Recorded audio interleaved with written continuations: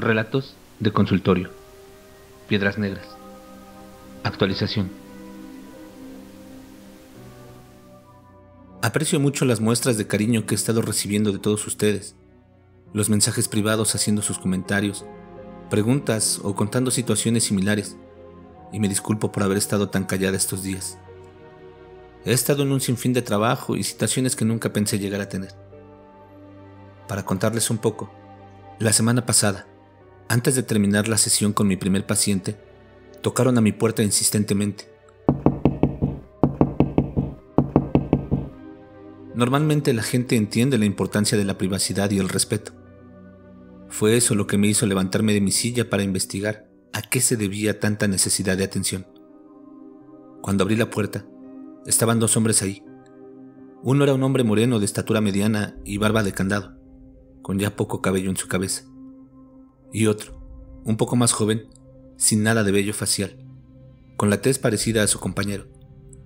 No tuve que ser muy persuasiva para saber que se trataba de un par de policías. Como comenté en mi anterior relato, tuve una relación con un hombre hace un par de años atrás que trabajaba para la fuerza policíaca.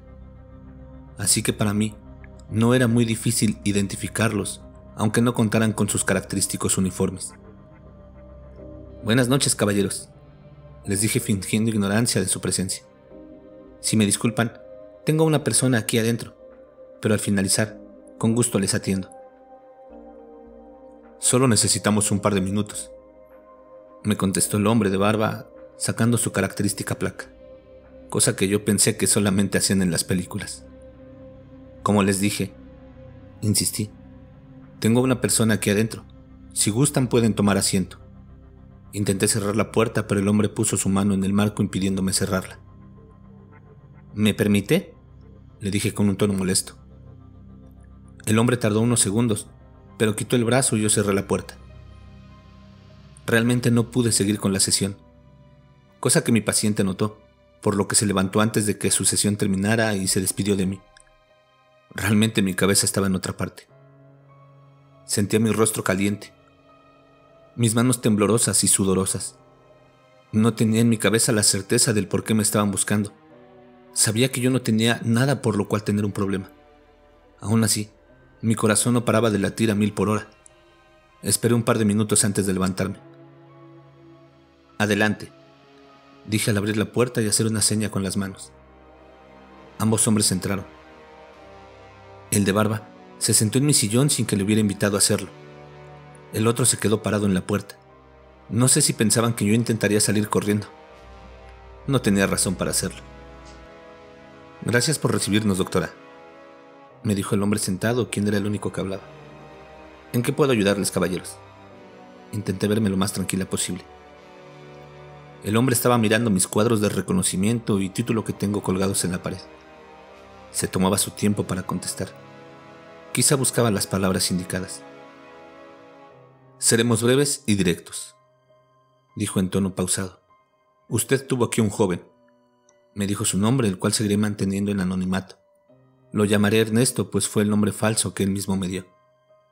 «Sí, lo recuerdo», le contesté al oficial. «Entonces debe saber por qué estamos aquí», sugirió, «y apreciaríamos que contara lo que usted sabe». «Le recuerdo, oficial», dije con un tono suave, «que las consultas son completamente confidenciales entre médico y paciente».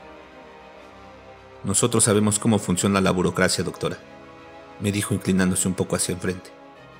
«También sabemos que su secreto profesional tiene algunos pequeños paréntesis». Hizo el gesto de comilla con las manos, que no entendí. «Donde usted debe dar la información siempre que la vida de alguien esté en peligro». «Creo que usted está malentendiendo, oficial», le respondí. «Estoy obligada a contar cuando la vida de mi paciente esté en riesgo, o la de alguien más por causa de lo que él me ha contado, y lo que él me ha dicho no ha sido motivo para creer que su vida, o la de alguien más, corra peligro. Por lo tanto, lo que él me ha contado debe ser guardado bajo el secreto profesional». «¿Sabe usted de su amigo desaparecido?», me dijo nuevamente regresando a su postura inicial. «Sí», le contesté. «Porque él se lo contó», prosiguió. «Eso es confidencial. Intenté todas las formas conocidas para evitar de lo que no quería hablar. El hombre se tomó un respiro, miró a su compañero y se puso de pie.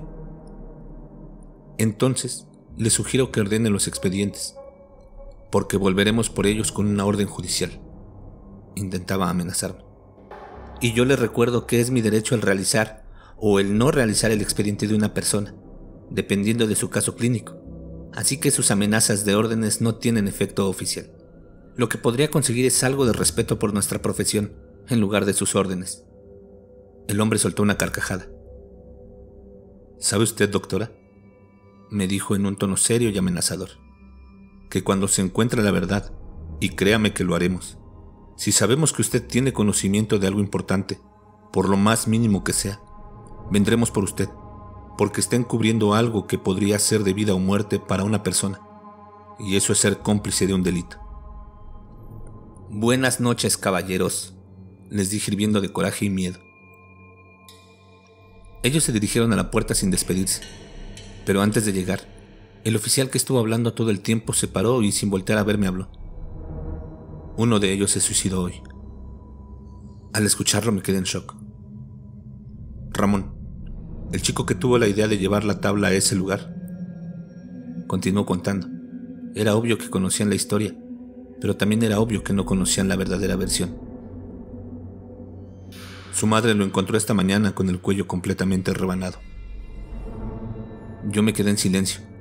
No me recuperaba de lo que dijeron, y supe que ellos lo notaron porque pusieron una pequeña sonrisa burlona. Aún hay más vidas en juego, doctora, dijo finalmente y comenzó a caminar. Piense en eso. Después de esa plática, no pude dormir. Pasé la noche pensando en lo que sabía, en si debía ir a la policía y contarles todo lo que había escuchado, pero tenía tanto miedo.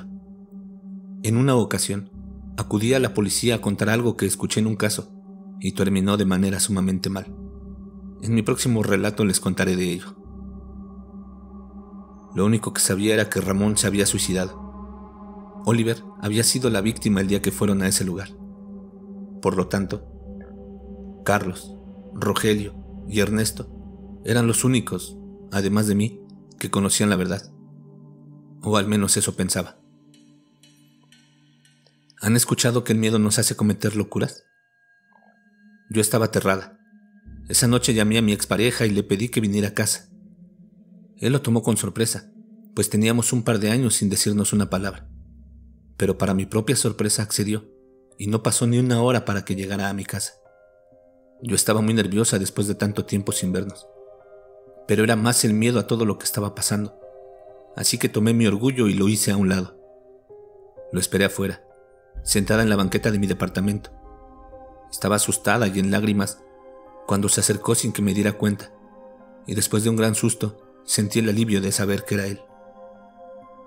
«Hola», le dije fingiendo una sonrisa al mirarlo aproximarse. «¿Estás bien?», me preguntó una vez estaba cerca de mí. Supongo notó mis ojos quebrados por haber estado llorando la última hora. «No lo sé», le contesté. En realidad no lo sabía. «Disculpa que te llame, pero realmente necesito tu ayuda». Se sentó a un lado de mí, guardando un poco de distancia. «Vine lo antes que pude», me dijo. «Dime qué pasa. Te veo mal». No sabía cómo comenzar a contar lo que pasaba por mi cabeza. Sabía que no podía hablar de más, pero también sabía que necesitaba ayuda. «Solo necesito a alguien con quien hablar», le dije. «Perdona que te llamara, pero estaba desesperada». «No te disculpes por eso», me contestó amablemente. «Pero dime, ¿qué pasa? Me preocupas». «No sé si te has enterado del caso de un chico que desapareció la semana pasada». «¿Los que grababan videos para YouTube?», preguntó. En cierta forma, me tranquilizó que estuviera atento al caso, y en otra me preocupó. «Uno de ellos es mi paciente», le dije buscando las palabras para no hablar de más. «Hoy vinieron 2 hombres de la policía a intentar que les contara todo lo que me platicó. Prácticamente me amenazaron». Él se quedó callado un momento. «Creo saber quiénes están trabajando en ese caso», me dijo mirando al suelo. ¿Un hombre semicalvo con cara de pocos amigos? Yo asentí con una pequeña sonrisa, porque era justo lo que había pensado de él. ¿Y su amigo mudo?, le dije, y él me regresó la sonrisa. Sí, son como traer una espina en el culo. Pero supongo que les dijiste que tú no tienes por qué hablar de nada de lo que escuchas en tu consulta. Por ley estás protegida. Lo hice, le contesté regresando a mi rostro de preocupación. Pero no les importó. Inclusive terminaron nuestra conversación con una amenaza de meterme a la cárcel. Eso es una pendejada, contestó utilizando las palabras textuales, aunque en mi vocabulario no estén las palabras altisonantes. Esto es para darles una idea más clara de cómo fueron las cosas. Escucha, le dije. En realidad no te llamé por eso. Lo que quiero es que me digas qué sabes de ese caso. Hay tantas cosas que me tienen asustada, e ir a la cárcel realmente no es una de ellas. Él se quedó pensando unos segundos. Quizá buscaba las palabras indicadas para decirme que no podía decirme nada. En realidad no sé mucho, solo lo que se comenta en la oficina. Hizo una pausa. Un grupo de chicos fueron a un lugar abandonado, uno de ellos se perdió y no lo volvieron a ver. Sus padres pusieron la denuncia esa noche, pero por el protocolo de esperar 24 horas antes de poder proceder, se comenzó a buscarlo un día después. Se realizaron todo tipo de pruebas en el lugar. Utilizaron luminol. ¿Luminol?, pregunté. Sí, es un químico que se utiliza para detectar sangre. Reacciona con el hierro en nuestra hemoglobina. Esto hace que se cree un compuesto químico luminiscente, que puede ser detectado en un lugar oscuro. Pero según escuché, no hubo rastros encontrados al inicio, aunque también escuché que la escena se encontraba demasiado limpia para ser un lugar abandonado. Es por eso que se ha comenzado a investigar tan fervientemente. Esto los llevó a utilizar Blue Star, que es un reactivo mucho más fuerte. Con este, si hay un minúsculo y microscópico glóbulo rojo, es detectado. Según escuché, se encontró en una pared un pequeño rastro de sangre, como la centésima parte de una gota. Aún así, no puede ser utilizado como prueba definitiva de que fue un asesinato, pues en un lugar así es muy probable cortarte o astillarte, ya que está lleno de cristales rotos, tablas viejas y más cosas. Sin embargo, el que se encontrara tan limpio y que haya indicios de que intentó ser ensuciado artificialmente llamó mucho la atención. Me quedé callada pensando en todas las investigaciones que se estaban realizando. No es que me sorprendiera, porque sabía que pasaría. ¿Tú sabes algo sobre eso?, me pregunté, y yo me quedé callada. Sabes que no debes contarme, me dijo, intentando calmarme un poco al ver mi negativa. Todo es demasiado raro, le contesté. Escuché cosas que ojalá nunca hubiera escuchado, y tengo miedo de contarlo, porque no sé qué podría ocasionar. No quiero otro caso como el de ella. Él se quedó en silencio porque supo a qué me refería y no insistió en preguntarme. Lo aprecié de corazón que lo hiciera así. ¿Puedo pedirte un favor?, le dije finalmente. Claro, contestó. Él sabía perfectamente que era la razón por la que lo había llamado. Necesito que averigües qué saben del chico que se suicidó. Él se quedó en silencio un momento. Escucha, le dije. Sé que lo que te estoy pidiendo es ilegal y te puede poner en peligro, y estás en todo tu derecho de no hacerlo, y lo entiendo. Lo haré, me dijo. Pero cuando lo haga, tú me dirás también todo lo que sabes. Necesito saber qué te tiene tan aterrada. Sabía que era un trato justo, pero no sabía si estaba dispuesta a dar ese paso. Sin embargo, no tenía alternativa. Está bien, contesté en mi desesperación. Platicamos unos minutos más después de eso, hasta que él se retiró. Esa noche me quedé pensando sin poder dormir. Mi corazón aún estaba inquieto. Sentía que me ahogaba. Por la noche me llegó un mensaje. Un mensaje extraño, el que decía: ya no puedo más. He intentado olvidar a cada hora lo que pasó, pero no puedo. Nombre cambiado por Ernesto. Parece estar llevando una vida normal.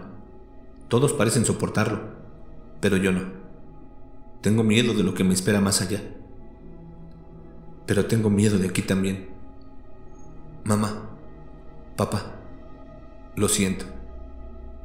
Al principio no entendí, pero después llegó una foto y otro mensaje que decía: nota de suicidio de Ramón.